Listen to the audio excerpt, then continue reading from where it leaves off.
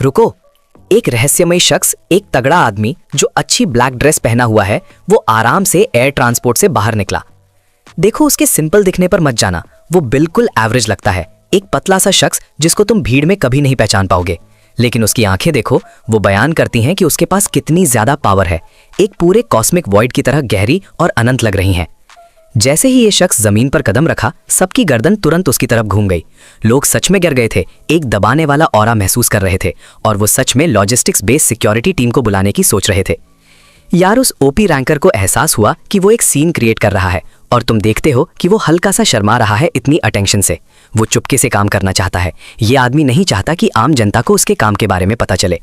एक सिंपल सोच के साथ उसने अपना हाथ उठाया और एक जबरदस्त रियलिटी बेंडिंग पावर छोड़ दी। बस ऐसे ही हकीकत बदल गई, वक्त पूरा रुक गया और उस भरी हुई जगह पर अजीब घोर सन्नाटा छा गया। फिर जितनी जल्दी वो गायब हुआ था, उतनी ही जल्दी आवाजों का नॉर्मल शोर शराबा वापस आ गया। भीड़ ने फिर से अपनी बातें शुरू कर दी। उन्हें बिल्कुल भी नहीं पता था कि उनकी बात को अभी एक ओपी एबिलिटी यूजर ने रोक दिया था। सबसे जरूरी बात, किसी ने भी एयरक्राफ्ट या उस आदमी की तरफ दोबारा नहीं देखा जिसने अभी ये टेम्पोरल स्टॉप किया था। कसम से, ये एलीट मास्किंग है। अब वो ब्लैक कपड़ों वाला आदमी जिसको कोई नहीं देख रहा, वो सीधा मेन सप्लाई डिपो की तरफ चल दिया। जो लोग उससे टकराने की कोशिश कर रहे थे, वो भी अजीब तरीके से अपने आप बड़े आराम से उसके रास्ते से हट जा रहे थे।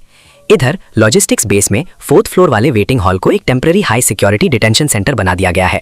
यहाँ उन बदनाम चर्च ऑफ डेस्टिनी के कट्टरपंथियों को रखा गया है, और उनका बहुत ही जिद्दी आर्च बिशप भी वहीं है। मुझे तुरंत छोड़ दो, आर्च बिशप चीखता है। बिल्कुल भी पश्चाताप नहीं है उसको। देवता तुम्हें इतनी आसानी से आने वाले बदले से बचने नहीं देंगे। महान लॉर्ड गॉड जरूर अपने विश्वास पात्र भक्तों को इस पाप से बचाएंगे। तुम हमारी पक्की पक्की भीड़ से एक भी काम की इंटेल नहीं निकाल पाओगे। आज बिशप गुस्से में इधर उधर हाथ पैर मार रहा है और पूरी हिस्टीरिया की स्टेट में ये बेकार धमकियां दे रहा है। लेकिन लिंग वांग की एब्सोल्यूट स्पेशल एबिलिटीज के नीचे उनकी ये सारी नटकिया कोशिशें बिल्कुल बेमतलब है। वो सुसाइड करने के लिए एबिलिटीज भी इस्तेमाल नहीं कर सकते, जिससे वो शहीद बनने से रुक गए हैं। सारे कैदी बस वहीं खड़े हैं, लाचारी के उबलते हुए गुस्से से भरे हुए। इस high security 4th floor hall के अंदर हमें 3 वाइस प्रिंसिपल्स लिंग शुआंग, शू पिंग और जोंग मो के साथ पब्लिक सिक्योरिटी ब्यूरो के लोग भी मिलते हैं। इंटरोगेशन करने वाला मुख्य व्यक्ति ब्यूरो के इंटेलिजेंस डिवीजन का हेड है, जो कि एक लेवल 5 साइकिक एबिलिटी यूजर है और 40 साल का है। वो पूरा पसीने में भीगा हुआ है जब वो लिंग शुआंग और दूसरों को ये परेशान करने वाली सिचुएशन बताता है। ये चर्च ऑफ डेस्टिनी के बहके हुए लोग बहुत जिद्दी हैं। कोई भी काम की इन्फॉर्मेशन निकालने में हम हार मान चुके हैं, वो दुखी होकर बोलता है। ठीक है, सबने सच में बहुत मेहनत की है। लिंगवांग लंबी सांस लेती है, थोड़ा फ्राउन करते हुए कि आगे कोई प्रोग्रेस नहीं हुई। उसने सिक्योरिटी ब्यूरो के इंटेलिजेंस ऑफिसर्स को हाथ हिलाकर छुट्टी दे दी और कहा कि वो ब्रेक ले ले। लिंगवांग ने चर्च ऑफ डेस्टिनी के लोगों के साथ मुश्किल इंटेरोगेशन प्रोसेस के लिए खुद को दिमागी तौर पर तैयार किया था, लेकिन उसने ये उम्मीद बिल्कुल नहीं की थी कि इतने highly trend professional intelligence officers भी पूरी तरह से हार जाएंगे। तुम लोग सच में सिर्फ नालायकों का झुंड हो। आर्च बिशप होल्डिंग एरिया के अंदर से जोर से ताना मारता है। उसके अजीब से एंड्रोजेनस फेस पर मजाक झलकता है जब वो उन्हें ताना मारता रहता है। लिंगवांग और दूसरे सब ग्रैंड मास्टर लेवल एक्सपर्ट्स हैं, तो जाहिर सी बात है वो ऐसी बचकानी हरकतों पर अपना आपा नहीं खोने वाले थे। वाइस प्रिंसिपल जांग मो बोलता है, सिचुएशन से बहुत ज्यादा परेशान होते हुए, अगर स्पेशलाइज्ड इंटेलिजेंस ऑफिसर्स भी फेल हो गए तो लगता है हमारा एक ही ऑप्शन है कि हम किसी बड़े अथॉरिटी वाले का इंतजार करें। चिंता मत करो, लिंगवांग अपने हमेशा वाले शांत कंपोजर में जवाब देती है। जो स्पेशलाइज्ड पर्सनल वो भेज रहे हैं वो जल्दी ही यहाँ पहुंचने वाले हैं। 4 आवर्स पहले वो इंसिडेंट की पूरी डिटेल रिपोर्ट सीधा गवर्नमेंट के सबसे बड़े लेवल्स तक भेज चुकी थी।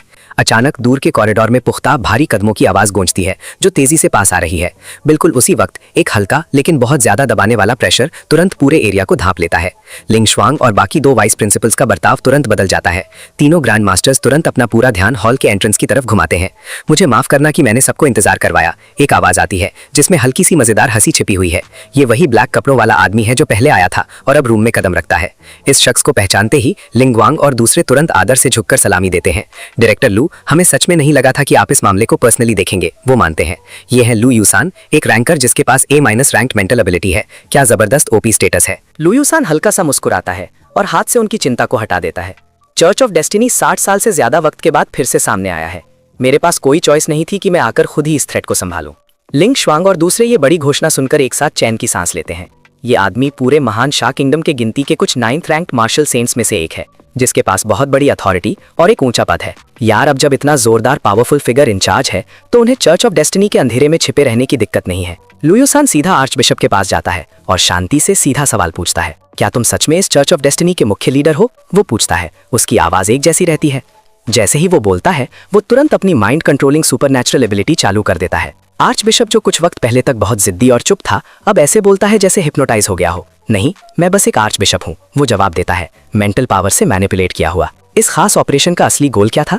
लू युसान तेजी से सवाल पूछना जारी रखता है। 3 बड़े अकेडमीज के सभी फर्स्ट ईयर स्टूडेंट्स को मार देना और चर्च ऑफ डेस्टिनी के होने का ऑफिशियल अनाउंसमेंट करना। क्या तुमने किसी और बड़े यूनिवर्सिटीज में भी स्लीपर एजेंट्स प्लांट किए थे? तुम कितने अंडरकवर एजेंट्स लगाने में मैनेज कर पाए? नहीं, सिर्फ जिनचोंग यूनिवर्सिटी में। आर्च बिशप रोबोटिकली जवाब देता है। दोनों कुछ वक्त तक सवाल और एकदम सही जवाब किए तेज सिलसिला जारी रखते हैं, लेकिन जब लू युसान बहुत जरूरी सवाल पूछता है, जैसे चर्च ऑफ डेस्टिनी के स्ट्रॉन्ग होल्ड्स कहाँ हैं या असली ऑर्गेनाइजेशनल लीडर कौन है, तो आर्च बिशप बहुत ज्यादा कंफ्यूज हो जाता है। वो हकलाने लगता है और ठीक से कोई जवाब नहीं दे पाता। पता चला कि उसकी जरूरी यादें दूसरी हाई लेवल एबिलिटीज से छेड़छाड़ करके बदल दी गई थी। इसका मतलब था कि वो फिजिकली सबसे जरूरी क्रिटिकल इन्फॉर्मेशन बताने में केपेबल ही नहीं था। 10 मिनट से ज्यादा डिटेल्स के लिए जोर डालने के बाद लू युसान को रियलाइज हुआ कि आर्च बिशप के उलझे हुए दिमाग से अब और कोई काम का डेटा नहीं निकल सकता। उसने ना चाहते हुए भी वो तेज इंटरोगेशन रोक दी। फिर भी जो थोड़ी बहुत इन्फॉर्मेशन उनको मिली थी, उसके हिसाब से चर्च ऑफ डेस्टिनी का ये अभी सामने आना उस सेक्ट का सिर्फ एक छोटा सा हिस्सा था। कसम से इस इंसिडेंट के पीछे एक बहुत बड़ी और ज्यादा खतरनाक कंस्पिरेसी छिपे हुए हैं, और जो असली मास्टरमाइंड्स ये सब कंट्रोल कर रहे हैं, वो जल्द ही अपना अगला कदम उठाने की तैयारी में होंगे। गहराई से सोचने के लिए एक मोमेंट लेने के बाद लू युसान अपना डिसीजन अनाउंस करता है। यार, मैं ये सारी जानकारी नेशनल सुप्रीम काउंसिल तक खुद पहुंचाऊंगा, ताकि तुरंत इस पर विचार विमर्श हो सके। मुझे पूरा विश्वास है कि चर्च ऑफ डेस्टिनी के खिलाफ जल्द ही बड़े असरदार उपाय, काउंटर मेजर्स अनाउंस किए जाएंगे। लिंग शुआंग और बाकी 2 वाइस प्रिंसिपल्स ने बात समझ ली और एक साथ सर हिलाकर सहमत हो गए। देखो, जितनी जासूसी जानकारी हमने जमा की है, उसके मुताबिक अब ये ऑपरेशन आगे बहुत आसानी से बढ़ना चाहिए। तो चर्च ऑफ डेस्टिनी वाला ये उलझा हुआ मामला अब यहाँ खत्म होता है और अब हम अपना ध्यान अपने नायक शू जिंग की तेजी से बढ़ती पावर कर्व पर लगाते हैं। लू युसान ने लिंग शुआंग की तरफ देखा। वो साफ तौर पर एमसी को ढूंढ रहा था। प्रिंसिपल लिंग, शू जिंग कहाँ है? मुझे उससे तुरंत मिलना है। उसी शाम करीब 7 बजे शू जिंगमिंग को वाइस प्रिंसिपल लिंग वांग का एक जरूरी इंस्ट्रक्शन कॉल आया, जिसमें उसे टेम्पररी ऑफिस लोकेशन में बुलाया गया था। प्रिंसिपल, मैं आ गया हूँ, जैसा आपने बोला था। जैसे ही शू जिंगमिंग टेम्पररी जगह में अंदर आया, ऑफिस का दरवाजा शान से खुल गया। अजीब बात यह थी कि लिंग वांग अपनी डेस्क पर नहीं बैठी थी, बल्कि वो बड़े आराम से सोफा पर बैठी थी, जो कि कम ही दिखता है। शू जिंगपिंग को अंदर आते देखकर लिंग शुआंग ने हल्का सा सर हिलाया और धीमी आवाज में उसे बुलाया। कृपया यहाँ बैठ जाओ। ये बात सुनकर शू जिंगमिंग ने शिष्टतार से उनकी बात मानी और वाइस प्रिंसिपल लिंग शुआंग के ठीक बगल में सोफा पर बैठ गया। लिंग शुआंग ने फॉर्मेलिटी से शुरू किया। मुझे इंट्रोडक्शंस करने दो। ये है श्री लू युसान, ग्रेट शा किंगडम की नेशनल असेंबली के एक बहुत ही खास और शक्तिशाली सदस्य। हेलो शू जिंग। उस आदमी ने पूरे शांत भाव से उसका अभिनंदन किया। उस शांत और स्थिर आवाज को सुनकर शू जिंग को तुरंत एहसास हुआ कि कमरे में एक और हाई लेवल का व्यक्ति मौजूद था, जिसका पता उसे अंदर आते वक्त बिल्कुल नहीं चला था। ये आदमी एक अधेड़ उम्र का, करीब 40 साल का वेटरन लग रहा था, जो पूरा का पूरा काले रंग के कपड़ों में था और शांति की एक खास ऑरा दे रहा था। जब इस आदमी की नजर शू जिंग पर टिकी, तो वो इतनी ज्यादा विशाल और गहरी लगी, जैसे वो एक घूमते हुए तारों से भरे नेबुला को सीधे देख रहा हो। अरे भाई, शू जिंग को अचानक लगा कि उसके आसपास के सारे सेंसरी इनपुट गायब हो गए हैं और उसका पूरा ध्यान सिर्फ उस डराने वाले शख्स पर चला गया। ये रहस्यमयी काले कपड़ों वाला आदमी एक अद्भुत शक्तिशाली भगवान जैसा लग रहा था, जिसकी वजह से शू जिंग की खुद की चेतना तुरंत डगमगाने लगी और वो बेहोशी में डूबने लगा। रुको, यहाँ कुछ बहुत ही गलत हो रहा है। शू जिंगपिंग का शांत चेहरा टूट गया और उसकी जगह तेजी से बढ़ती बेचैनी आ गई। Crack crackle.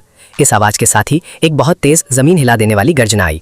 एक तेज चमकदार सुनहरी लाइटनिंग की लहर जोर से निकली और तेजी से हमारे एमसी के शरीर के चारों तरफ घूमने लगी। अपनी ओपी पावर्स के एक्टिवेट होने की वजह से शू जिंग की डूबती हुई चेतना तुरंत ठीक हो गई और वो होशियार हो गया। उसने गहरी सांस ली और उस आदमी की असली शक्ति देखकर वो अंदर ही अंदर हैरान रह गया।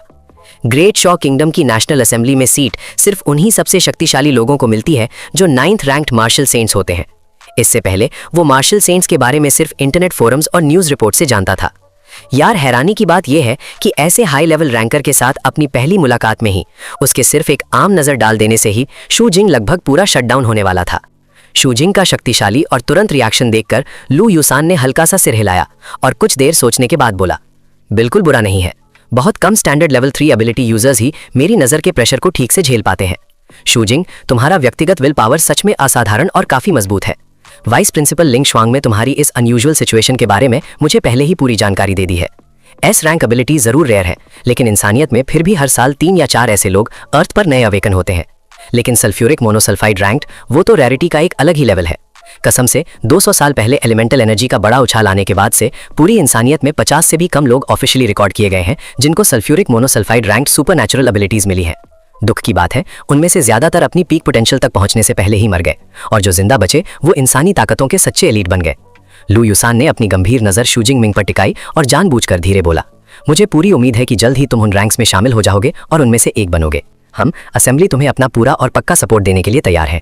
लेकिन हाँ, हमें ये याद रखना होगा कि नाजुक ग्रीन हाउस में उगाए गए फूल कितने भी शानदार क्यों ना दिखें, वो बाहर के तूफानों की मार कभी नहीं झेल सकते। तो इसलिए जरूरी रिसोर्सेज देने के अलावा हम तुम्हारी इस तेज ग्रोथ फेज के दौरान तुम्हारी सुरक्षा या मदद के लिए कोई भी शक्तिशाली प्रोटेक्टिव फिगर्स नहीं भेजेंगे। इस जरूरी मोड पर लुई युसान की आंखों में एक तेज चमक आई और एक 9th रैंक एबिलिटी यूजर का जबरदस्त दौरा तेजी से बाहर निकल पड़ा। मैं अभी तुम्हें एक पर्सनलाइज्ड सोल इम्प्रिंट देने जा रहा हूँ। जैसे ही उसने ये अनाउंस किया, उसने अपने दाहिने हाथ की हथेली में एक हल्के नीले रंग का चमकदार फॉर्मेशन बनाया जो एक पिंग पोंग बॉल जितना था। शूजिंग, अब मेरे पास आओ। ये देखकर कि वाइस प्रिंसिपल लिंग वांग ने कोई आपत्ति नहीं की या उसे रोकने की कोशिश नहीं की, शू जिनपिंग जरूरी कदम आगे बढ़ाया। बज़, लुई युसान के हाथ से हल्के नीले रंग की एक एनर्जी स्ट्रीक तुरंत निकली और बिना किसी रुकावट के शूजिंग के माथे में गायब हो गई। साफ दिख रहा था कि इम्प्रिंट बनाने के बाद लुई युसान बहुत ज़्यादा कमज़ोर और थका हुआ लग रहा था। उसे अपनी खड़े होने की पोजीशन बरकरार रखने में भी हल्की सी दिक्कत हो रही थी। ये सोल इम्प्रिंट एक बहुत ही कॉम्प्लेक्स सल्फ्यूरिक मोनोसल्फाइड रैंक की मेंटल कॉम्बैट टेक्निक है, जिसे मैंने खुद कई दशकों में डेवलप किया था और मैंने इसे अभी तुम्हारे ऊपर लागू किया है। आज से कोई भी तुम्हारे विचारों या गहरी यादों को ज़बरदस्ती प्रोब नहीं कर पाएगा और ना ही नाजायज़ तरीके से पढ़ पाएगा। मुझ जैसे एलाइट पावर ब्रोकर को भी इस प्रोटेक्टिव लेयर को तोड़ने के लिए बहुत ज़्यादा मेहनत करनी पड़ेगी। आपका बहुत बहुत शुक्रिया सर। शूजिंग को अभी भी पूरी तरह समझ नहीं आया था कि उसे कितना बड़ा फ़ायदा मुफ्त में मिला है, लेकिन लुई युसान को उसके बाद इतना थकावट में देखकर वो तुरंत समझ गया कि उसे मिली ये नई चीज़ बहुत ही कीमती है और उसने तुरंत बहुत ज़्यादा इज्जत से शुक्रिया अदा किया। लुई युसान ने हाथ हिलाते हुए बोला, इतने ज़्यादा शुक्रिया की ज़रूरत नहीं है। ये नेशनल असेंबली द्वारा लिया गया एक सर्वसम्मति यूनानिमस सामूहिक फैसला था। जब तुम फ्यूचर में ज़रूर ही पावर की हाई पोजीशन पर पहुंचोगे तो बस ग्रेट शॉ किंगडम को उसके दुश्मनों को ख़त्म करने में मदद करना। इसी वक्त लिंग श्वांग धीरे से शूजिंग को सिचुएशन और समझाने के लिए आगे आई। उसने समझाया, तुम्हारी यादों को एक मजबूत डिफेंसिव लेयर से बचाने के अलावा ये खास सोल इम्प्रिंट एक ऐसा डिफेंसिव सीक्रेट है जिसके लिए 8th रैंक्ड पावर हाउसेस भी खून करने को तैयार हो जाते, फिर भी ये तुम्हें पूरी तरह मुफ्त में मिल गया है। शू जिंगटिंग ने कॉन्फिडेंस स्माइल दी और अपने खास अंदाज में जवाब दिया, तो ये इसलिए होगा क्योंकि मैं मैडो यूनिवर्सिटी में पढ़ने वाला अनडिस्प्यूटेड टॉप स्टूडेंट हूँ। मैडो यूनिवर्सिटी का टॉप स्टूडेंट? हाँ, अरे भाई तुम तो काफ़ी घमंडी नौजवान हो, लिंग श्वांग ने कहा। हालांकि उसे उसका ये कॉन्फिडेंस पसंद आया। यद्यपि उसकी बातों में हल्की सी आलोचना थी, लेकिन उसने उसके दावे को झुटलाने की कोशिश बिल्कुल नहीं की। वैसे अगले साल अप्रैल में नेशनल यूनिवर्सिटी स्टूडेंट टूर्नामेंट होने वाला है। तुम्हारी अभी की तेज़ बढ़ती एबिलिटीज़ को देखते हुए तुम हमारी मैडो यूनिवर्सिटी के लिए एक रिप्रेजेंटेटिव पावर हाउस के तौर पर पार्टिसिपेट करने के लिए पूरी तरह क्वालिफाइड हो। शू जिंगपिंग थोड़ा रुकता है, कुछ बार पलके झपकाता है और फिर हल्के से याद दिलाता है, वाइस प्रिंसिपल, क्या आप कोई ज़रूरी बात भूल रहे हैं? मैं तो अभी सिर्फ एक फ्रेशमैन हूँ। लिंगवांग ने हल्की सी आईब्रो ऊपर की। बिल्कुल भी डर नहीं था। तो इससे क्या फर्क पड़ता है कि तुम सिर्फ एक फ्रेशमैन हो? तुम्हारे करंट इतने खतरनाक पावर लेवल के साथ किसी भी दुश्मन के लिए, चाहे वो कितने भी एक्सपीरियंस्ड सीनियर्स हो, तुम्हें हराना बेहद मुश्किल होगा। और देखो, अभी तो सिर्फ दिसंबर का महीना है। अगले साल अप्रैल आने तक अभी भी कितने लंबे महीने बाकी हैं। इतने ज्यादा वक्त में क्या कोई शक है कि तुम्हारी जबरदस्त ताकत और तेजी से बेहतर नहीं होगी? हम अगले साल के बड़े यूनिवर्सिटी टूर्नामेंट में तुम्हारे लिए एक गारंटीड स्पॉट ऑफिशियली रिजर्व कर देंगे। यार, ये चैलेंजिंग और एक्साइटिंग घोषणा सुनकर शूजिंग की उस वक्त की चिंता तुरंत एक तेज बढ़ते हुए लड़ने की भावना, फाइटिंग स्पिरिट से बदल गई। वो पूरा पंप्ड था। पूरे देश की यूनिवर्सिटीज के सबसे मजबूत स्टूडेंट रैंकर से टक्कर लेने का इंतजार कर रहा था। सिर्फ 3 छोटे दिन बाद शूजिंग मैडो यूनिवर्सिटी के कैंपस पर वापस आ गया, बाकी पार्टिसिपेटिंग स्टूडेंट्स के साथ अंदर आता हुआ। नए फ्रेशमैन एक के बाद एक निकल रहे थे। कुछ अजीब तरीके से अपना सामान घसीट रहे थे और कुछ अपने नए चमकते हुए हथियार दिखा रहे थे। फील्ड के बिल्कुल किनारे खड़ी होकर जैंग सुई ने खुशी से शू जिंगमिंग और तोंग शुयान को चिल्लाकर वेलकम किया। अरे भाई, भगवान का शुक्र है तुम लोग सुरक्षित वापस आ गए। ये देखकर कि वो दोनों पूरी तरह से ठीक थे और उन्हें कोई विजिबल बैटल डैमेज नहीं हुआ था, जैंग सुई ने आखिरकार अपनी रुकी हुई सांस छोड़ी। तोंग शुयान ने प्यारी सी मुस्कान दी और माना, कसम से ये सब तुम्हारी जबरदस्त असरदार मेडिसिन की वजह से हुआ है। उसके बिना हम उस डर भरे घोस्ट केव डंजन के अंदर बहुत बड़ी मुसीबत में होते। जैंग सुई ने गर्व से अपनी छाती फुलाई। ऑफ कोर्स, उसके अलावा और कौन इतनी असरदार चीज बना सकता था? मैंने पहले ही सुपर एक्सक्लूसिव चिंग्याजू रेस्टोरेंट में एक बड़ी टेबल बुक करवा दी है, उसने अनाउंस किया। चलो अभी जाकर सेलिब्रेट करते हैं। शू जिंगमिंग ने मौके का फायदा उठाया और शरारती चमक के साथ पूछा, तो रुको, क्या आज रात हमें लेजेंडरी सिस्टर जैंग पार्टी दे रही हैं? ठीक है, हाँ मैं खरीद रही हूँ, उसने मान लिया। लेकिन रुको, क्या तुम वो रेयर फूल और जड़ी बूटियां वापस लाए जो मैंने खास तौर पर तुम्हें इकट्ठा करने को कहा था? एमसी ने कॉन्फिडेंस स्मग के साथ जवाब दिया, ओह मैं जरूर लाया हूँ और मैं बहुत ही ज्यादा क्वांटिटी में लाया हूँ। बस मुझे पता नहीं कि तुम्हारा स्किल लेवल इतने सारे लूट को संभाल भी पाएगा या नहीं। वाइस प्रिंसिपल लिंगवांग ऊपर हवा में आराम से मंडरा रही थी, जो उनकी ओपी एबिलिटीज का एक मजबूत नजारा था। उन्होंने देखा कि एस रैंक का ये प्रोडिजी शूजिंग अपने नीचे 2 खूबसूरत लड़कियों के साथ कैंपस छोड़ रहा है और उन्होंने हल्के से अपनी एक आईब्रो उठाई। अरे वाह, ये लड़का शूजिंग कसम से कैंपस का पूरा हार्ट थ्रॉब है ना? उसने सोचा कि मॉडर्न जेनेटिक थ्योरी के हिसाब से किसी व्यक्ति का सुपर नेचुरल एबिलिटी रैंक जितना ऊंचा होता है उतना ही ज्यादा चांस होता है कि उनकी संतान को यूनिक और रेयर पावर्स विरासत में मिले। इस माने हुए साइंटिफिक फैक्ट की वजह से ग्रेट शॉ और बाकी सभी देशों में वो लोग जिनमें ए रैंक या उससे ज्यादा की एबिलिटीज थी, चाहे वो पुरुष हो या महिला, उन्हें ऑफिशियली कई सारे जीवन साथी रखने की अनुमति थी।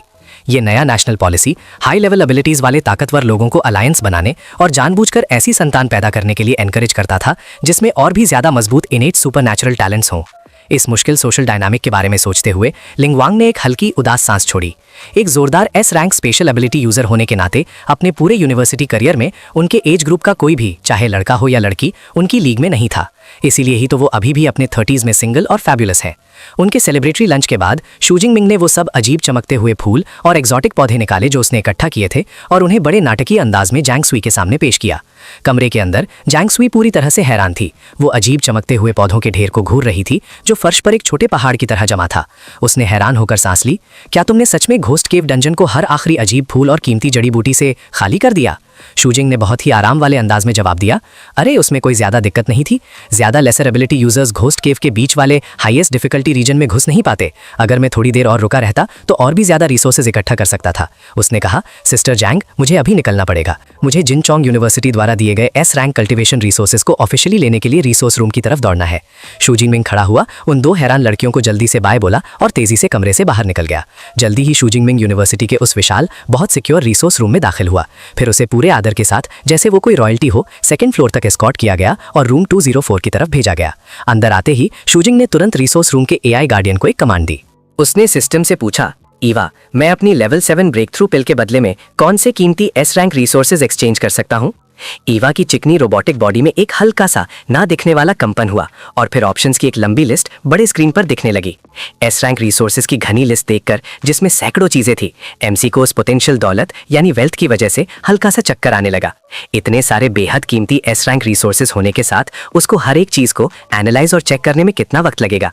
तो उसने पैरामीटर्स को कम करने का फैसला किया। पूछा, Eva, S rank training resources के इस अजीब पहाड़ में से कौन सा खास रिसोर्स मेरी लाइटनिंग रिलेटेड एबिलिटीज पर कंट्रोल बढ़ाने के लिए सबसे बेहतर है? तुरंत ही शूजिंग के चेहरे के सामने एक सिंगुलर वर्चुअल डिस्प्ले दिखा। Thunder secret realm access card, S rank. इस स्पेशलाइज्ड कार्ड के साथ आपको बहुत ज्यादा रिस्ट्रिक्टेड थंडर सीक्रेट रेल्म में दाखिल होने की अनुमति मिलती है, जो हेडोंग सिटी, जंगनन प्रोविंस में गहरे कल्टीवेशन के लिए स्थित है। थंडर सीक्रेट रेल्म 87 साल पहले कुदरती तौर पर बना था और ताकतवर थंडर मार्शल आर्ट्स अकेडमी द्वारा कब्जा किए जाने के बाद इसे सख्त बंद मैनेजमेंट के अंडर रखकर सिर्फ अकेडमी के एलीट जीनियसेस को ट्रेन करने के लिए इस्तेमाल किया जाता है। बाहरी एबिलिटी यूजर्स को इस ओपी ट्रेनिंग फैसिलिटी में घुसने की कोशिश करने के लिए भी स्पेशलाइज्ड रेयर ऑथराइजेशन की जरूरत होती है। ये S rank thunder realm access card खास तौर पर आपको थंडर सीक्रेट रेल्म के अंदर 1 महीने की इंटेंसिव कल्टीवेशन का वक्त देती है। शूजिंग ने बस जवाब दिया, मैं समझ गया, और सोच विचार करते हुए सिर हिलाया। ईवा, क्या थंडर सीक्रेट रेल्म डंजन में अभी भी असली जिंदा मॉन्स्टर्स रहते हैं? ईवा ने तुरंत जवाब दिया, हाँ, और उनमें से ज्यादातर के पास पावरफुल लाइटनिंग बेस्ड एबिलिटीज हैं जो उन्हें आइडियल टारगेट्स बनाती हैं। शूजिंग मिंग हल्के से सिर हिलाते हुए फुसफुसाया, परफेक्ट। उसको ये परफेक्ट प्लान समझ आ गया था। तो थंडर सीक्रेट रेल्म उसके लिए सबसे बेहतर, सबसे फायदेमंद जगह होगी जहां वो अपनी आने वाली विंटर ब्रेक बिता सकेगा, जो आराम से 1 महीने से ज्यादा लंबी थी। एक और कीमती सेकंड बर्बाद किए बिना शूजिंग ने तुरंत मौजूद स्टाफ को बुलाया और ऑफिशियली अपनी लेवल 7 ब्रेक थ्रू पिल के बदले में वो बहुत ही खास thunder secret realm access card exchange कर लिया। भाई, एलीट मार्शल आर्ट्स एकेडमी का साफ नीला आसमान फैला हुआ था, जिसके नीचे टेस्ट स्टूडेंट्स की लगातार ट्रेनिंग छिपी हुई थी। दिन की शुरुआत में ही पावरफुल मीडिया क्लब से शूजिंग को एक इंपॉर्टेंट सूचना मिली कि उसी दोपहर उनकी एक एक्सचेंज गैदरिंग होगी।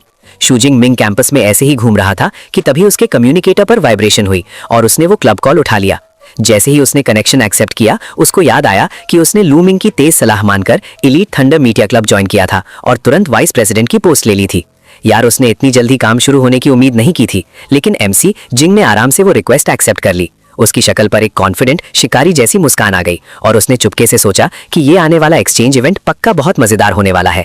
उसको एहसास हुआ कि ये ओपी एबिलिटी यूजर्स जिनके पास अलग अलग एलिमेंटल पावर्स हैं, उनके लिए हाई लेवल इनसाइट शेयर करने का एक बेहतरीन मौका है। कसम से, ये गैदरिंग एमसी के तेजी से बढ़ते हुए सच्चे सुपरनैचुरल डोमिनेशन के रास्ते पर एक जरूरी सीढ़ी थी। क्लब एक्टिविटीज के लिए सीधा जाने से पहले शूजिंग पिंग ने अपने माने हुए गुरु डीन योंग जेंशन से मिलने का फैसला किया। जिस पल दाढ़ी वाले डीन ने अपने टैलेंटेड चेले को देखा, वो अपनी पूरी हैरानी रोक नहीं पाया और तुरंत चिल्लाया, जिंगमिंग, तुम्हारा मतलब है कि तुम तीसरे टियर तक पहुंच चुके हो।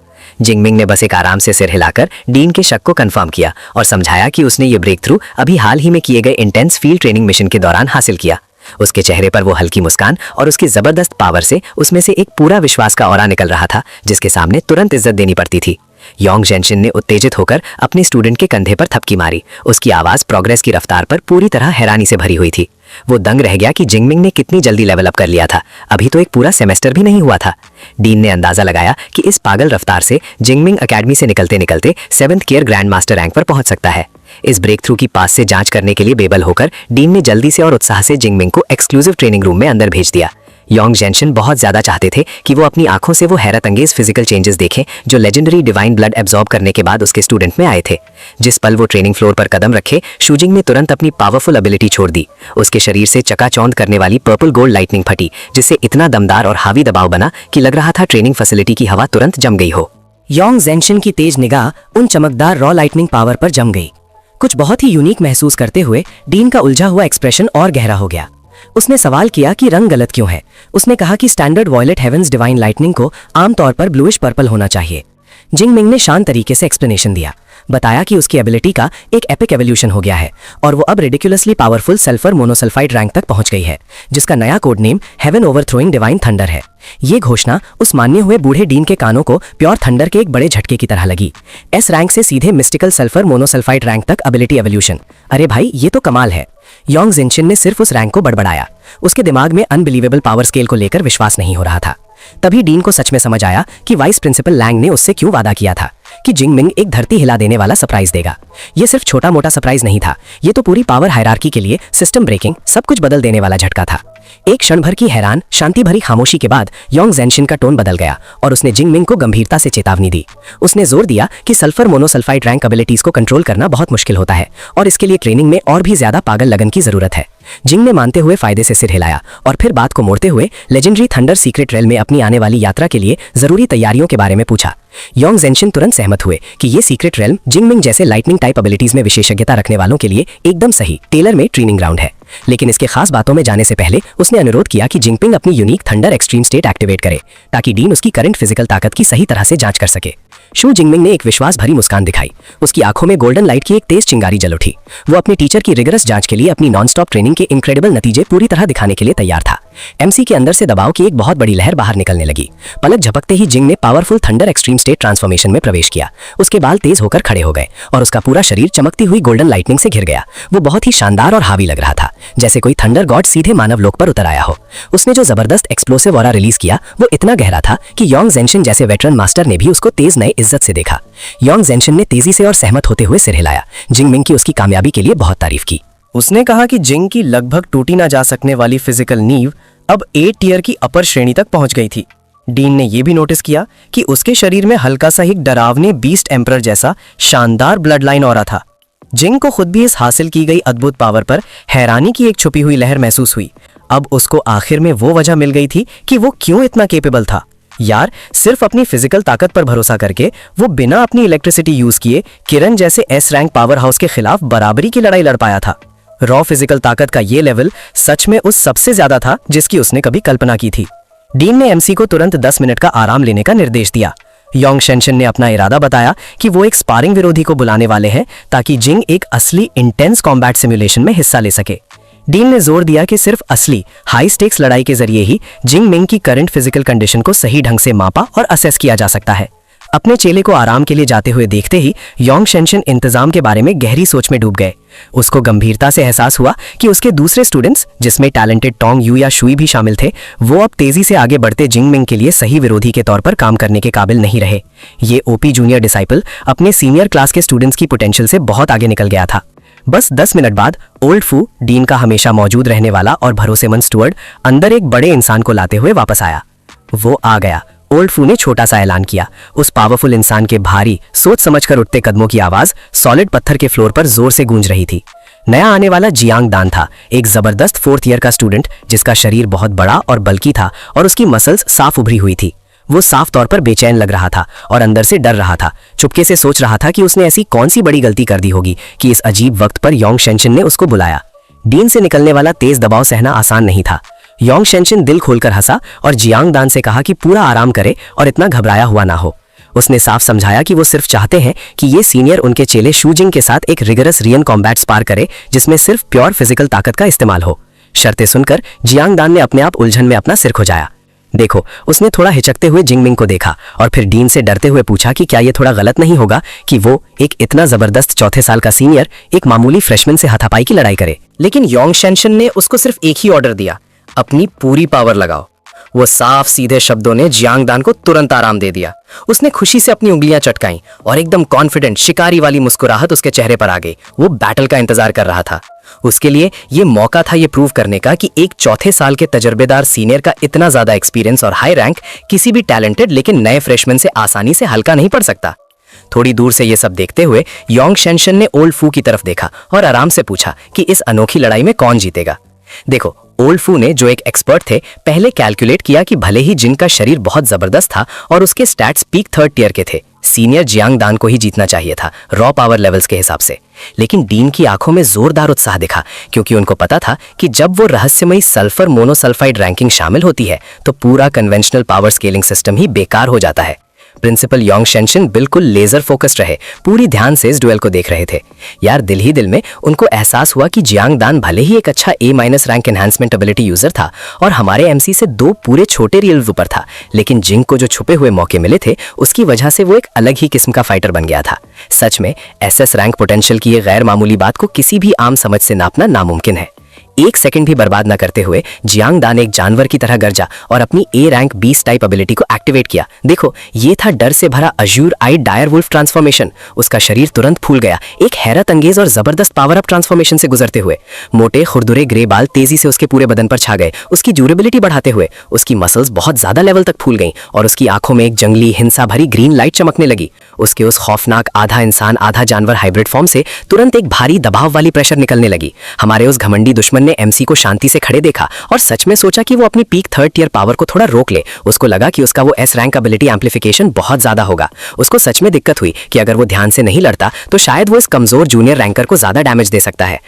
ये थी उसकी सबसे बड़ी गलती। उसका अंधा घमंड उसकी तरफ आने वाली तबाही को छिपा रहा था। छोटे भाई, ध्यान रखना, दर्द होने वाला है, जियांग दान चिल्लाया और एक जबरदस्त घूसा मारा जिसने हवा को चीर दिया और वो सीधा जिंगमिंग की तरफ बढ़ा। जिस पल वो स्ट्राइक लगी, ट्रेनिंग रूम में एक बहुत बड़ा तेज धमाका हुआ। तुरंत धूल का एक बड़ा बादल ऊपर उठा और उसमें सीनियर और एमसी दोनों छिप गए।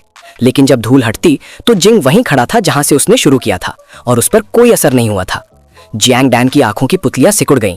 वो पूरे शॉक में था। सीनियर रैंकर को ऐसा लगा जैसे उसने किसी इंसान को नहीं बल्कि किसी ना हिलने वाली मजबूत मिथ्रिल स्टील की चादर से टक्कर मार दी हो। उस सीनियर का पूरा कॉन्फिडेंस तुरंत डस्ट हो गया जब उसको एहसास हुआ कि उसके एमसी ने उसके सीधे हिट से एक भी डैमेज पॉइंट नहीं लिया था। एमसी को हर्ट करने के बजाय जियांग डैन खुद जोर से लड़खड़ाकर पीछे गिर गया। उसके पैर जमीन पर टिक नहीं रहे थे। उसको समझ नहीं आ रहा था कि ये नामुमकिन चीज उसके सामने कैसे हो गई। अरे भाई, वो पीक थर्ड टियर एक्सपर्ट था जिसने जोरदार A रैंक एनहांसमेंट एक्टिवेट किया था। सिस्टम के सारे रूल्स के हिसाब से उसको तो इस जूनियर को एक ही बार में खत्म कर देना चाहिए था। तो फिर दुनिया में वही क्यों इतना जोरदार रिकॉइल झेल रहा था और उसको डिफेंसिव होना पड़ रहा था। शू जिंगमिंग ने बस मुस्कुरा दिया। उसका चेहरा बिल्कुल शांत था, जैसे ये पूरी लड़ाई बस शाम की आम सैर हो। और उसी वक्त जियांग डैन के माथे पर घबराहट के बड़े बड़े पसीने के बूंद आने लगे थे।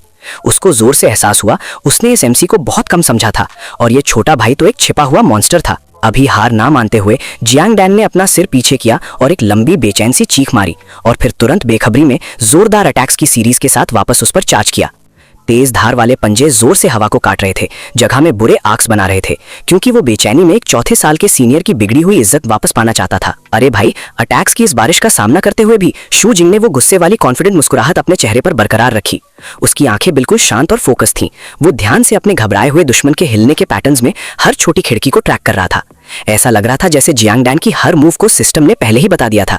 जिंग आसानी से एक तरफ हो गया और वो डायर वुल्फ का जोरदार पाउंस बस जरा सा चूक गया। एमसी का रिएक्शन टाइम इतना तेज था कि जियांग डैन के वो पावरफुल एनहांसमेंट अटैक्स बिल्कुल बेकार हो गए।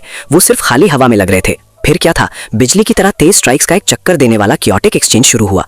घूंसे तेज तेज पंजों से टकरा रहे थे, बड़े स्पार्क्स उड़ रहे थे और तेज कर्कश आवाजें पूरे ट्रेनिंग चेंबर में जोर से गूंज रही थीं। यार, ये सिर्फ स्पारिंग नहीं थी, ये रिएक्शन स्पीड का एक जानलेवा गेम था जहां 1 मिलीसेकंड की भी देरी से बहुत बुरा दर्द भरा अंजाम मिलना पक्का था। योंग शनशिन देखना जारी रखा। स्पीड बैटल से मिल रहे मुश्किल डेटा को अच्छी तरह एनालाइज कर रहे थे। उन्होंने जल्दी से कैलकुलेट किया कि जिंग के अंदर खून घूमने की स्पीड जैंग डैन से हैरानीजनक तरीके से 1.3 गुना ज्यादा थी। एक फ्रेशमैन स्टूडेंट के लिए ये तो सुनी नहीं गई बात थी। उन्होंने सही डिड्यूस किया कि ये ओपी स्टेटस जरूर उस रहस्यमयी बीस्ट एम्परर्स एसेंस के इफेक्ट्स की वजह से था, जो एमसी की फिजिकल हालत को लगभग एक certified peak 3rd tier expert के लेवल तक पहुंचा रहा था, भले ही उसने अपनी एबिलिटीज एक्टिवेट नहीं की थी। ये सोचते हुए कि शुरुआती पिटाई वार्म अप काफी हो गई है, योंग शेनशिन आखिर में बोले और जिंग मिंग को उसका मशहूर थंडर एक्सट्रीम स्टेट एक्टिवेट करने की परमिशन दे दी। जिस पल जैंग डैन ने यह सुना, वो पूरे डर और घबराहट में चिल्लाया, थंडर एक्सट्रीम स्टेट? प्रिंसिपल, आप सच में उसको वो एक्टिवेट करने दे रहे हैं क्या?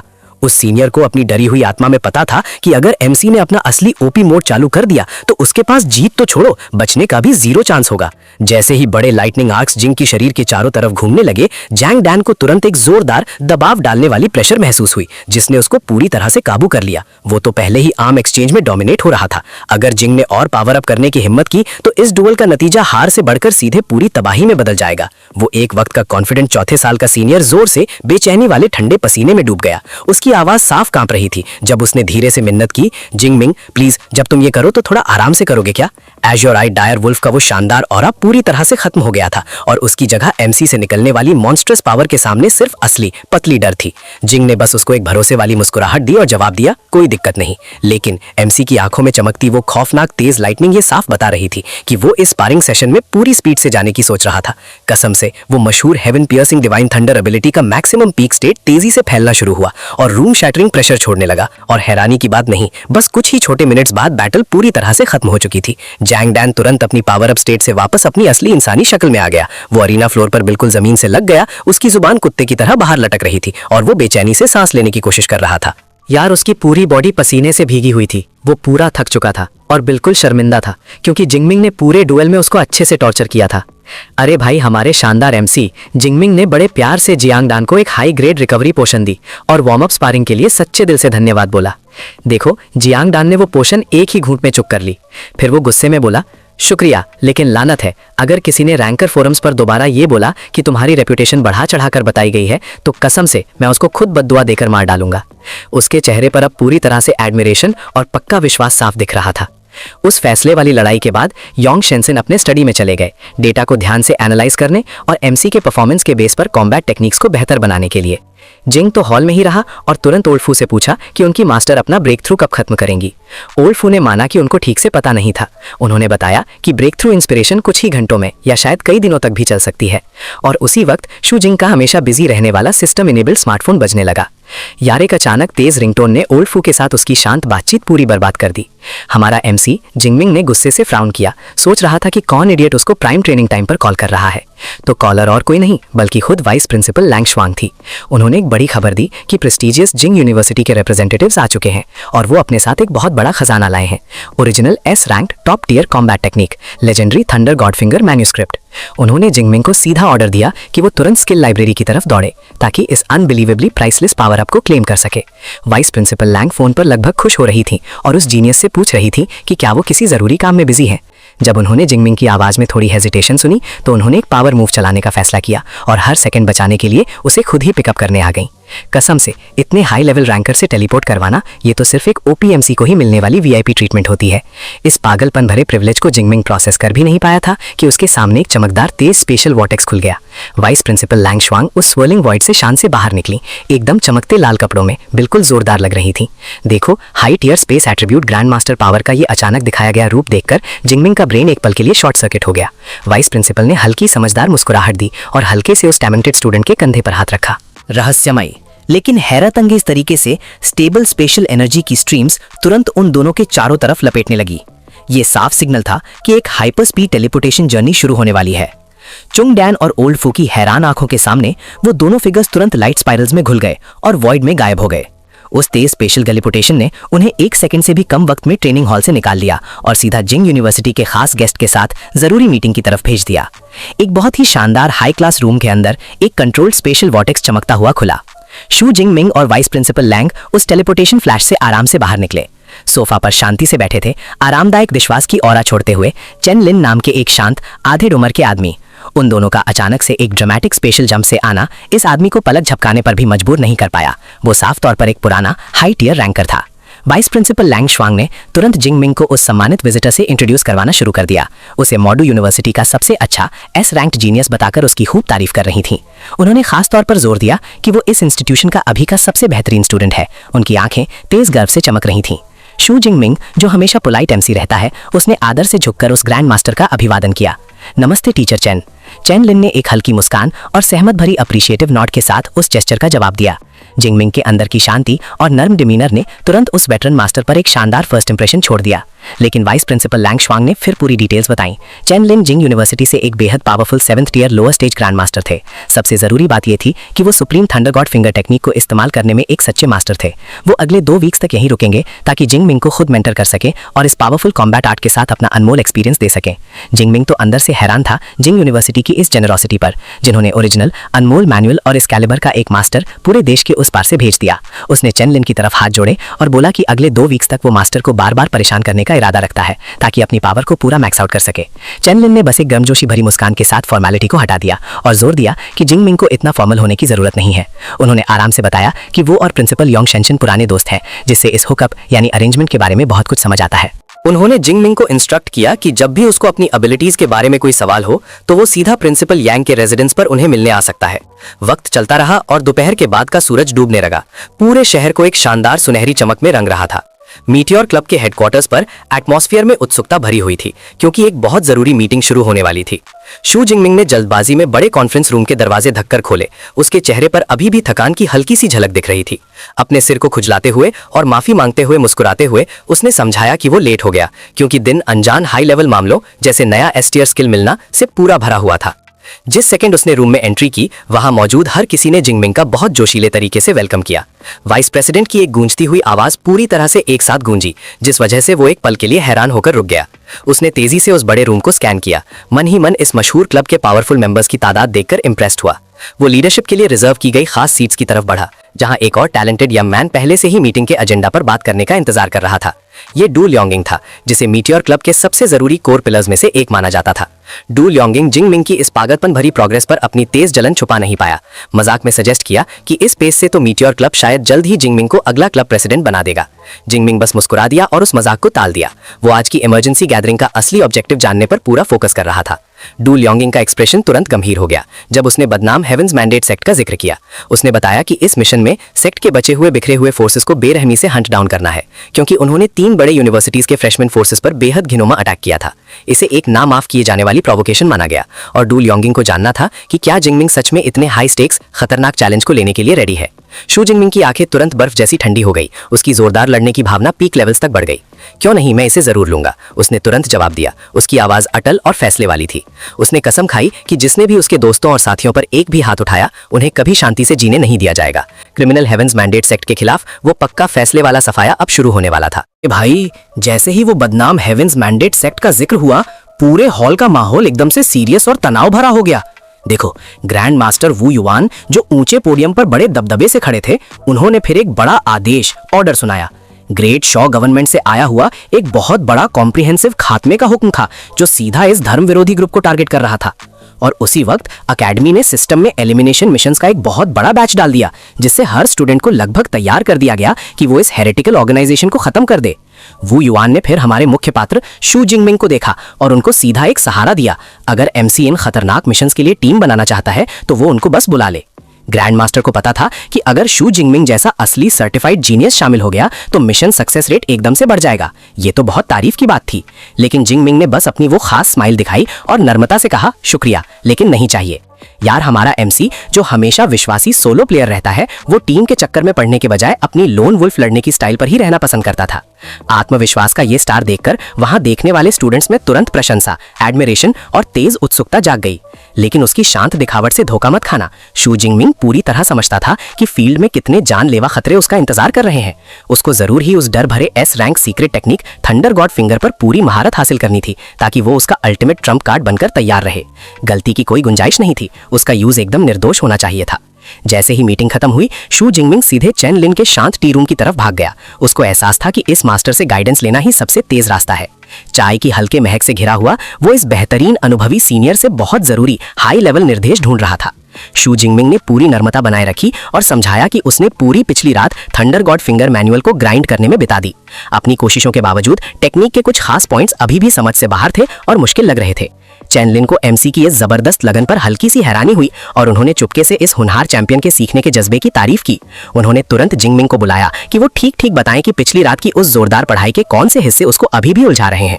जिंगमिंग ने तुरंत विस्तार से बताया। उसकी सबसे बड़ी रुकावट ये समझना था कि वो स्वर्ग और पृथ्वी की असली लाइटनिंग से वो जरूरी कनेक्शन कैसे बनाए और उसको अपने इंटरनल लाइटनिंग रिजर्व्स के साथ कैसे जोड़े। वो सहजाती रूप से इंट्यूटिवली समझता था कि इस फ्यूजन में महारत हासिल करना ही टेक्निक की पूरी तबाहकार शक्ति को खोलने की पक्की चाबी है। चेनलिन ने शांति से समझाया कि थंडर गॉड फिंगर आम हेवनली थंडर आर्ट से मिलता जुलता होने के बावजूद ये बहुत ज्यादा एनर्जी कंडेंसेशन और बहुत ज्यादा मुश्किल कॉम्प्लेक्स ट्रांसफॉर्मेशंस की मांग करता है। कसम से मास्टर के समझाने का हर एक शब्द शू जिंगमिंग के लिए एक पूरा नया कल्टीवेशन होराइजन खोल रहा था, ऐसा उसको एहसास हुआ। वो दोनों कल्टीवेटेड माइंड्स उस गंभीर कमरे में गहरे टेक्निकल चर्चा में घुस गए जिसमें एक सच्चे मास्टर के बड़े ज्ञान का निर्देशन था। धीरे धीरे शू जिंगमिंग के सारे बचे हुए शक गायब हो गए, जिससे उसके आने वाले पावर ब्रेक थ्रू के लिए एक बिल्कुल मजबूत नींव बन गई। यार, सिर्फ 3 घंटे के बाद चेनलिन अपनी हैरानी रोक नहीं पाए और उन्होंने खुलकर एमसी की उस डर भरी चीट कोड जैसी समझने की काबिलियत पर हैरत जाहिर की।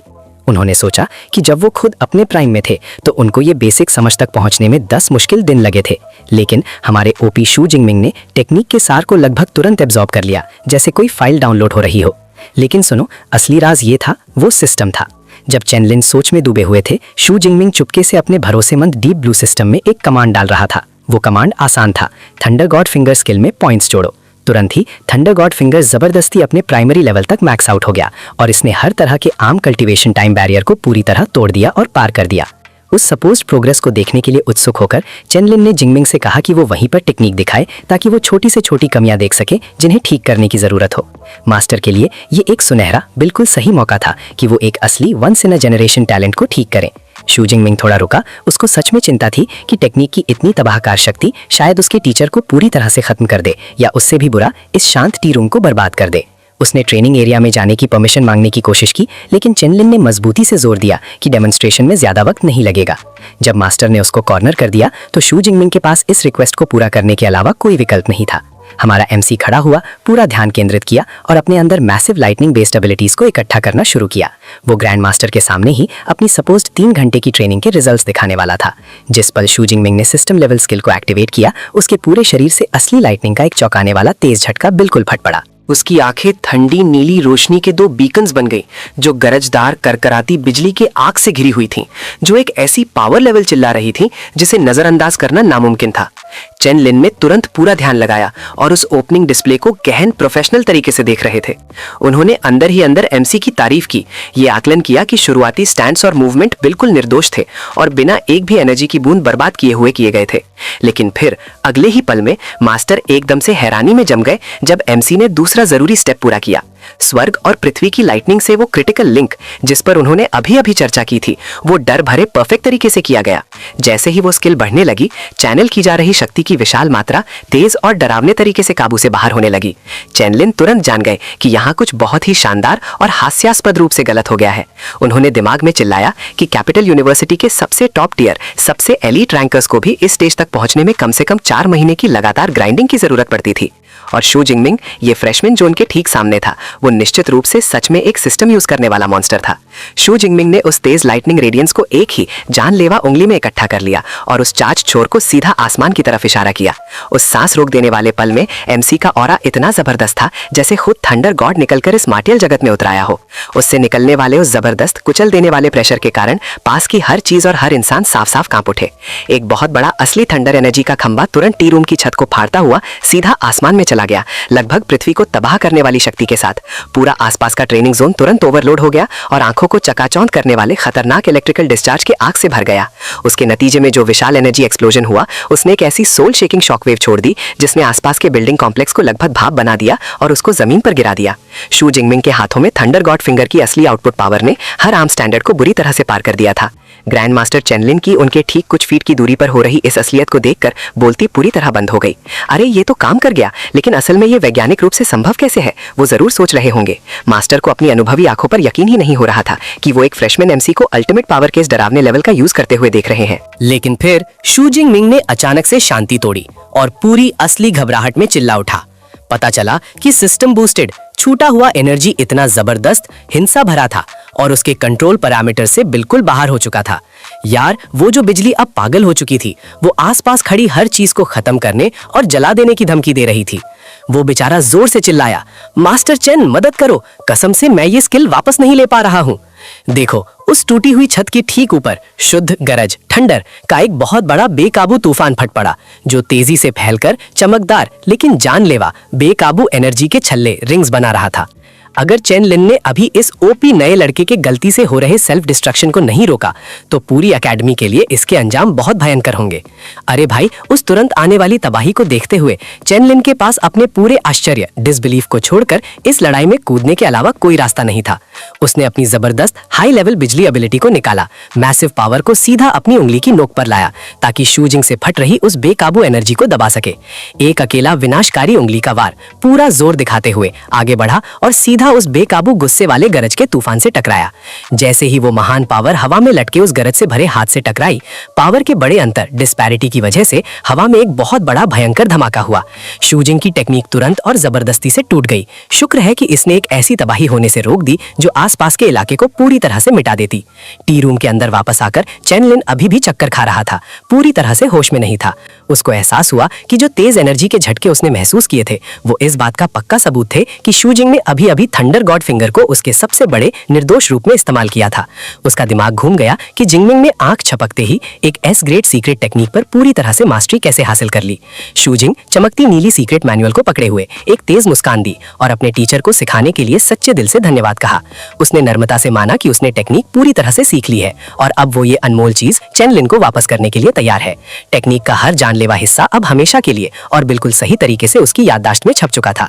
अपने कीमती ट्रेनिंग टाइम का एक और सेकंड बर्बाद न करते हुए शू जिंग ने प्यार से विदा ली और तुरंत अपनी आगे की तैयारी शुरू करने के लिए दौड़ गया। यार, आने वाली उस बड़ी मिशन की तैयारी करते हुए चेन लिन उस सीक्रेट मैनुअल को पकड़े हुए जमा रहा।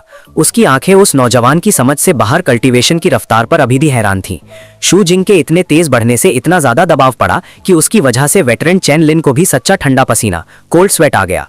उसने अंदर ही अंदर एक गहरी सांस छोड़ी, ये मानते हुए कि ओल्ड योंग ने सच में एक असली ओवर पावर्ड मॉन्स्टर को पकड़ लिया है। अगर शू जिंग पहले से ही मड्डो यूनिवर्सिटी से एस रैंक टैलेंट कंफर्म नहीं होता तो चेन लिन कसम खाता है कि वो उसे कैपिटल यूनिवर्सिटी के लिए चुराने पोच करने की पूरी कोशिश करता। उस हरी भरी विला डिस्ट्रिक्ट से निकलने के बाद शू जिंग मिंग चल रहा था और अंदर ही अंदर अपनी उस डरावनी नई पावर का जायजा ले रहा था। ये थंडर गॉड फिंगर एक मॉन्स्टर जैसा था जो आसानी से एक स्टेज 5 एस्पर को भी हरा सकता था, लेकिन इसकी रिसोर्स जरूरत उतनी ही ज्यादा थी। अरे भाई, सिर्फ एक बार इसके जानलेवा इस्तेमाल से उसके कोर में स्टोर की गई कीमती हेवनली एंजल थंडर आधी से ज्यादा खत्म हो गई थी। हमारे ओपीएनसी को तुरंत समझ आ गया कि इतनी बड़ी कमी एक जानलेवा कमी फेटल फ्लॉ थी जिसे मिशन से पहले तुरंत ठीक करना जरूरी था। बिजली एनर्जी की गंभीर कमी को महसूस करते हुए शू जिंगपिंग ने तुरंत अपना स्मार्टफोन निकाला और अपनी भरोसेमंद वर्चुअल असिस्टेंट ईवा को कांटेक्ट किया। उसने जल्दी से एकेडमी के एक्सक्लूसिव मार्केट प्लेस तक पहुंचने का रिक्वेस्ट किया ताकि वो खास तौर पर ऐसे एलिक्सर्स ढूंढ सकें जो उसकी एस्पर एनर्जी को तेजी से वापस ला सकें। आने वाले अभियान एक्सपीडिशन के लिए ये एक जरूरी कदम था। जब वो पूरी तरह से अपने फोन पर ध्यान ले रहा था तभी पीछे से एक साफ जोरदार आवाज आई जिसकी वजह से शू जिंगपिंग सच्चे आश्चर्य सरप्राइज में घूम गया। यार, वो और कोई नहीं, उसकी तेज तर्रार क्लासमेट टोंग शुयुन थी जो बालों को ऊपर बांधकर उसकी तरफ दौड़ती आ रही थी, थोड़ी हाँफ रही थी। टोंग शुयुन ने चमकदार मुस्कान दी और उत्साह से कहा कि जैसे ही उसने विला डिस्ट्रिक्ट के ऊपर विशाल खंबा देखा वो तुरंत समझ गई कि ये जरूर शू जिंग का कमाल होगा। उसकी खूबसूरत चेहरे पर पूरी तरह से जानने की इच्छा झलक रही थी और उसने उत्सुकता से पूछा कि उसने अभी अभी कौन सा दुनिया हिलाने वाला स्किल अनलॉक किया है। इस बार शू जिंग ने अपनी उपलब्धि अचीवमेंट छुपाने की दिक्कत नहीं की। उसने खुलकर बताया कि ये S rank thunder god finger है जिसे उसने अभी मास्टर किया है, खासकर हेवेंस मैंडेट सेक्ट को खत्म करने के मिशन के लिए। उसके आम से जवाब ने टोंग शुयुन को मजबूर कर दिया कि वो एमसी की इतनी गहरी तैयारी पर अपनी गहरी तारीफ छुपा ना सकी।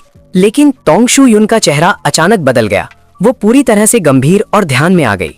वो उसके पास झुकी और भेदभाव से शूजिंग से पूछा कि उसने किस लेवल का ऐसा खतरनाक मिशन चुना है जिसके लिए उसको इतनी विनाशकारी मारने वाली मूव की तैयारी करनी पड़ी। जब उसने सुना कि ये बदनाम हेवेंस मैंडेट सेक्ट की एक ब्रांच को टारगेट करने वाला एक मुश्किल एस रैंक मिशन है तो उसके चेहरे पर उदासी और डर की एक झलक दिखी। उसको तुरंत एहसास हुआ कि उनकी वर्तमान ताकत में जो बड़ा अंतर यानी गैप है उसका मतलब है कि वो इतनी भयंकर लड़ाई में दुख की बात है कि उसके साथ बिल्कुल नहीं लड़ सकती। अब वो बस पीछे खड़ी होकर और चिंता से उसकी सुरक्षा और दूर से जोरदार सफलता यानी सक्सेस की कामना कर सकती थी। शूजिंग ने फिर सच्चे कंसर्न के साथ तोंग शू युन के अपने मिशन स्टेटस के बारे में पूछा। उसने आहें भरी, ये मानते हुए कि वो हाई स्टेक्स ऑपरेशन में शामिल होना चाहती थी, लेकिन अभी तक उसे मिलकर काम करने के लिए कोई भरोसेमंद सही टीम नहीं मिली थी। उसने समझदारी से सुझाव दिया कि वो सीनियर सिस्टर जैंग सुई से कांटेक्ट करने की कोशिश करे, जो एक बहुत ज्यादा जरूरी एक्सपीरियंस वाली अपर क्लासमैन है। तोंग शू युन तुरंत उत्साह में भर गई, सहमत हुई और जल्दी से शूजिंग को पकड़कर अपने साथ खींच लिया। अरे भाई, ये बिल्कुल सही वक्त था क्योंकि जिंगपिंग भी संयोग से जैंग सुई से उन जरूरी एनर्जी रेस्टोरेशन एलिक्सर्स को खरीदने के बारे में सोच रहा था। वक्त पल भर में तेजी से गुजर गया और दृश्य यानी सीन नाटकीय रूप से जिनलिंग के उस व्यस्त विशाल शहर में बदल गया। मुई कैफे के अंदर, जो एक गर्म और आरामदायक लकड़ी के रंगों वाली जगह थी, लोकल डिफेंस फोर्सेस के मुख्य सदस्यों के बीच एक बहुत जरूरी मुलाकात यानी रेंडेवू होने वाली थी। कैफे के अंदर 3 तजुर्बे यानी एक्सपीरियंस वाले एस्पर्स का एक गुस्से में भरा ग्रुप सबर से वेट कर रहा था। ये जिनलिंग पब्लिक सिक्योरिटी ब्यूरो के मुख्य सदस्य थे जो इस वक्त लोगों की भरी कमी यानी मैन पावर शॉर्टेज से जूझ रहे थे और बड़ी अकेडमी से आने वाले आपातकालीन रीइंफोर्समेंट्स का बेसब्री से वेट कर रहे थे।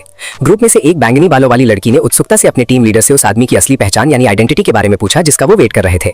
साइजू, जो सुनहरे बालों वाला शांत टीम लीडर था, उसने खुलासा किया कि वो शूजिंग है, एक नया लड़का यानी फ्रेशमैन जो अभी अभी 19 साल का हुआ है। यार, उस हैरान कर जानकारी ने तुरंत वेट कर रहे ग्रुप के अंदर जोरदार विरोध और गुस्सा पैदा कर दिया। वो बहुत गुस्से में थे। उन्हें लग रहा था कि मैडो यूनिवर्सिटी उसको इतने जंगली और ब्रूटल बैटलफील्ड में भेजकर एक तरह से एक बच्चे की जान के साथ लापरवाही से जुआ खेल रही थी। अपने चिंतित टीममेट्स को शांत करने के लिए साइजू ने जोर देकर कहा कि भले ही शूजिंग सिर्फ एक फ्रेशमैन है, लेकिन उसके पास एक दुर्लभ एस रैंक एबिलिटी है और उसकी साबितशुदा असली लड़ाई की ताकत, कॉम्बैट स्ट्रेंथ पहले ही स्टेज 3 के बिल्कुल पीक तक पहुंच चुकी है। साइजू की आंखों में जो गंभीरता थी, उससे साफ पता चलता था कि वो इस डरावने छोटे प्रोडिजी के लिए कितना गहरा पेशेवर सम्मान रखता है। पूरी टीम पूरी तरह से हैरान और चुप रह गई। देखो, एक पहले साल का स्टूडेंट और उसके पास इतनी पावर। उनके वेटरन दिमागों में जीनियस की परिभाषा ही पूरी तरह से बदल गई थी। साइजू ने सख्ती से सबको याद दिलाया कि जब वो आखिर में उससे मिलेंगे तो उन्हें एक गंभीर और पूरी तरह से प्रोफेशनल एटीट्यूड बनाए रखना होगा। कैफे की घंटी धीरे से बजी, जिसने एक नए आने वाले की सूचना दी। एक मजबूत दिखने वाला, शांत काले बालों वाला और एक कूल ऑरा वाला नया जवान दरवाजे पर आया। शूजिंग बिल्कुल सही वक्त पर उस जरूरी रॉन्डेवू पॉइंट पर पहुंच चुका था। आगे आने वाले मुश्किल मिशन के लिए पूरी तरह से तैयार था। वो उनकी टेबल की तरफ चला, दमदार कपड़े पहने हुए था और एक लंबा स्टाइलिश कोट उसको एक खास लुक दे रहा था। शू जिनपिंग ने सबको अच्छे से नमस्ते किया और सबसे सच में माफी मांगी कि उनको रुकना पड़ा। यार, इतनी ज्यादा पावर होने के बावजूद उसका व्यवहार बिल्कुल नरम था। साइजू, जो लीडर था, वो तुरंत खड़ा हुआ और अपने प्रोटैगनिस्ट को गर्मा गर्म मजबूत हैंडशेक से वेलकम किया। लेट आने की बात को टालकर साइजू ने ऑफिशियल तरीके से अपना परिचय, इंट्रोडक्शन दिया कि वो एक अनुभवी टैक्टिकल यूनिट कमांडर है। देखो, ये बंदा एक enhancement type B rank esper है जो स्टेज 3 की पीक तक पहुंच चुका है। साफ दिखता है कि यही इस पूरे ऑपरेशन की मजबूत रीढ़ की हड्डी है। उसके बाद हम मिलते हैं शोंग शान से, एकदम आजाद ख्याल नया जवान जिसके लंबे स्टाइलिश सफेद बाल है। शोंग शान एक जरूरी support type B rank esper है जो मिड स्टेज 3 पर है, तो टीम को जिंदा और लड़ने के लिए तैयार रखने में ये बहुत वाइटल है। और उसके तुरंत बाद I seen stealer Jong Tong, एकदम कड़क लड़की जिसके पर्पल बाल और ऐसी आंखें थीं जो कांच काट सकती थीं। वो एक fire type B rank esper है, अपर स्टेज 3 पर, और उसका काम भारी तबाही मचाने वाला एरिया ऑफ इफेक्ट डैमेज देना। कसम से जब सच्ची खूंखार लड़ाई शुरू होती है तो जोंग टोंग ही असल आर्टिलरी कैनन है। आखिर में हम मिलते हैं सुनयान से, एक चश्मे वाले नए जवान से जो पूरा पढ़े लिखे स्कॉलर टाइप का लगता है।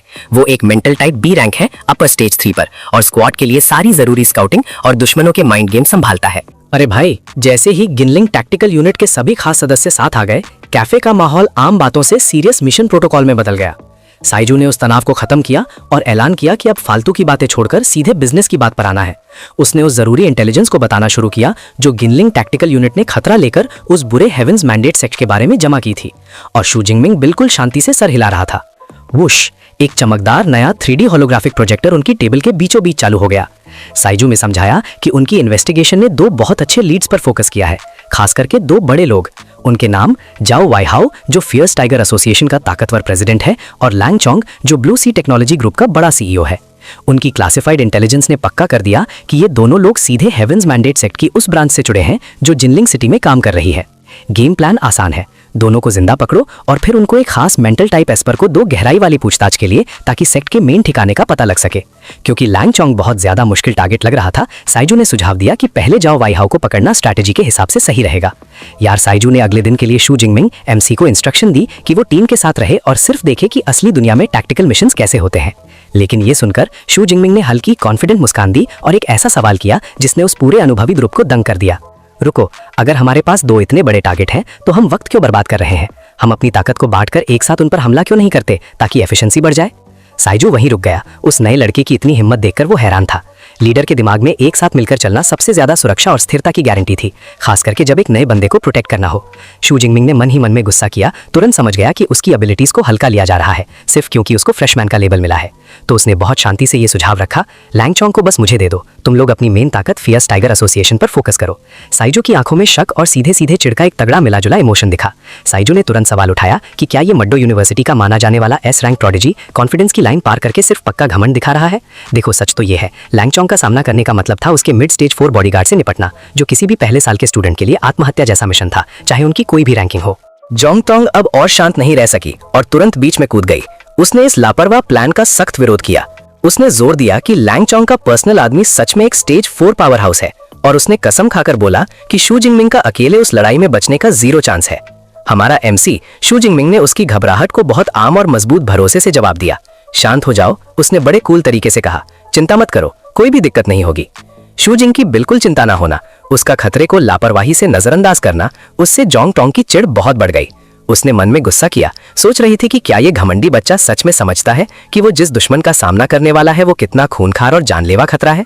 लेकिन उस ओपी मेन कैरेक्टर की आंखों में देखकर और वो स्टील जैसा पक्का निश्चय, डिटर्मिनेशन देखकर साइजू ने आखिर में एक बहुत बड़ा जोखिम लेने का फैसला किया। उसने शू जिंगमिंग को लैंग चोंग की कॉर्पोरेशन से जुड़ी पूरी 3D मैप और सारी क्लासिफाइड इंटेल से भरी एक सिक्योर स्टोरेज डिवाइस दी। अकेले हंट की मंजूरी देते हुए शू जिंगमिंग ने वो टेक ले ली। उसकी आंखों में बर्फ जैसा तेज कॉन्फिडेंस चमक रहा था। वो हंट करने के लिए तैयार था। उसको पूरी तरह समझ आ गया था, इन अनुभवी टीममेट्स का सच्चा मान सम्मान पाने के लिए आने वाली लड़ाई में उसको अपनी असली जबरदस्त ताकत दिखानी होगी।